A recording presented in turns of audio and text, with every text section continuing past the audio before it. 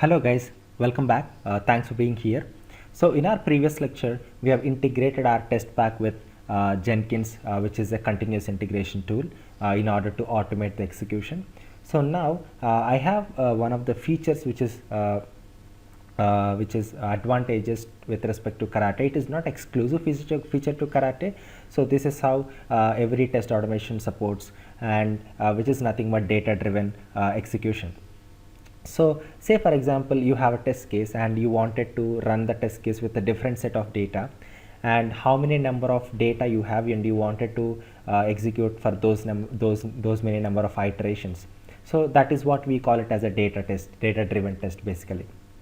So if you look into Selenium, so data driven test, you have a separate annotation mapped, so where you can do a data driven mapping, or you do parameterization. And when you work with any BDD frameworks such as Cucumber or Gauge, so what do? You work with examples. So you just use scenario outline. So scenario is something when you wanted to write a raw test case, but if in case you have some dependency on the external test data, or you wanted to have the test case executed for multiple test data, then you basically write that particular scenario in scenario outline, so that you have a facilitation of example. So now in this video I would like to explain you how the data driven execution happens. And also we know that whenever we wanted to feed examples, we have already seen that we will just pass a vertical bars, and we keep a table heading and table rows. But now I have data in an external source. Could it be CSV file, or could it be database, or could it be JSON file? How do you actually read from them and supply to your test case? So this particular video is going to cover how the data driven execution can happen, and how to read the data from an external CSV file and feed the data to your test case. So let's get started. So for this specific learning, so I have just taken one dummy example, which is REST API example.com, because this response looks very simpler to me. This, and it is very easy to work with as well. I have had three parameters in my JSON: name, salary, and age.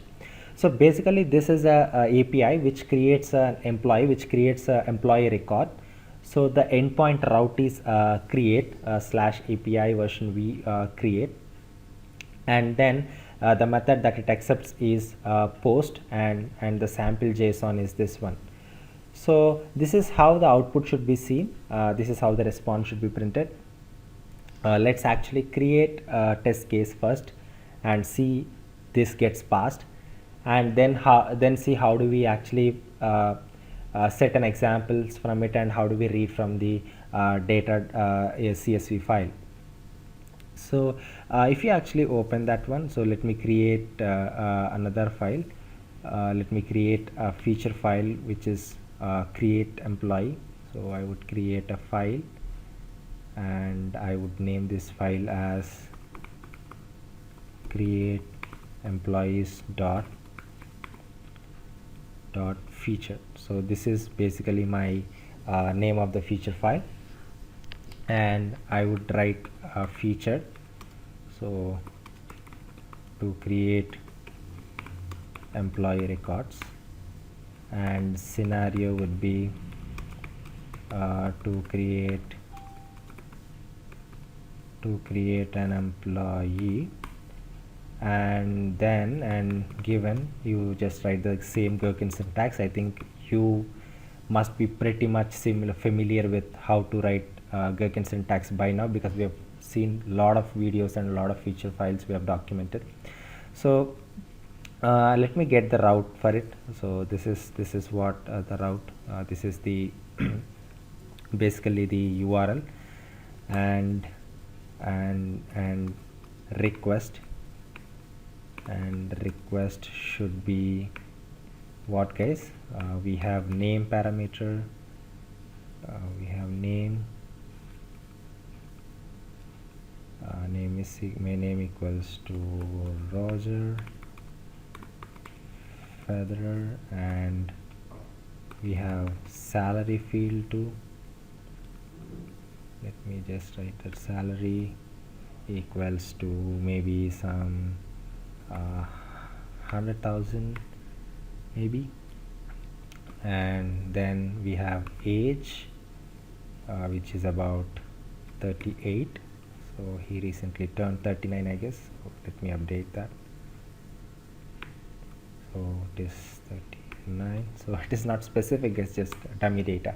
So and when we do and method, what is the method guys? So method is basically post, because we are creating a record. So then status 200 and print response.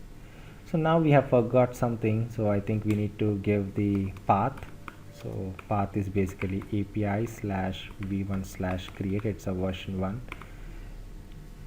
Let me save this file. So let me close this file because the Gherkin is not identifying properly. So let me just quickly run this one to ensure it gets through. So it has started running and it is executing. Yep, you see the test case got failed. Let's see what is the problem with it. Okay, no specific definition matched for status 200. Let me see if I have committed some mistake there. I think yeah, so some spelling mistake, so keyword did not match. So let me close this one and run this again. So Cucumber feature file is running now. So I think there is some problem that I've been facing with my Eclipse, so it is not quite running properly. So let me just execute this again. So you can see this time it got picked, so this time it got passed to. Let me verify whether the record has been created or not. If you go just a bit above, so you have noticed that the data, so name is Roger Federer, ID is this one, and salary and age, and we have seen message successfully has been created. Now I wanted to parameterize this test. I wanted to pass multiple values. So how do I achieve that? So in order to make this, we know that we need to document it as a scenario outline. Let me have this. So whenever you have a scenario outline, it is quite needed that you should have an example block. And what are the three fields that we have? We have name, we have salary, and we have age 2. And accordingly let us have this fields as well.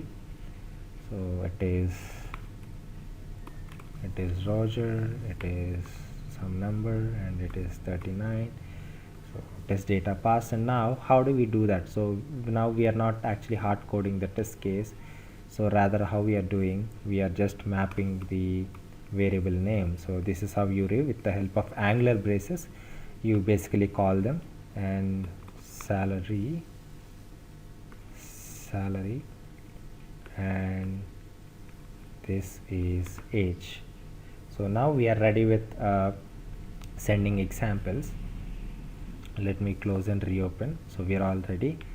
Let me just right click and run as Cucumber feature file, and test case started running and it has got passed to, and let us see whether we have received right response or not. You can see 4625 and 1009 is the salary and 39 is the age.